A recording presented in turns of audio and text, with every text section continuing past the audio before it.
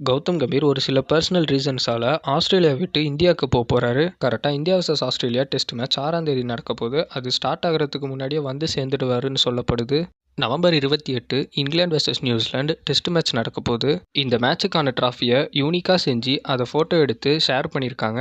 ஃபர்ஸ்டெல்லாம் CSK டீமில் ஒரு தமிழ்நாட்டு பிளேயர்ஸ் கூட இருக்க மாட்டாங்க. ஆனால் இப்போ இருக்கிற சிஎஸ்கேல 4 தமிழ்நாட்டு பிளேயர்ஸ் இருக்காங்க.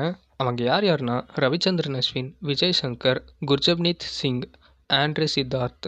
அதுக்கப்புறமா மும்பை இந்தியன்ஸ் டீம் தீபக் சஹரை எப்படியோ எடுத்துட்டாங்க. அதனால தீபக் சஹர் இப்போ என்ன சொல்லியிருக்காருன்னா, சிஎஸ்கே டீம் தவிர வேற எந்த டீமுக்கும் ப்ளே பண்ண மனசே இல்லை. இந்த ஆக்ஷனில் சிஎஸ்கே டீம் என்னை எப்படியாவது பிட் பண்ணி எடுத்திருந்தா நல்லா இருந்திருக்கும்.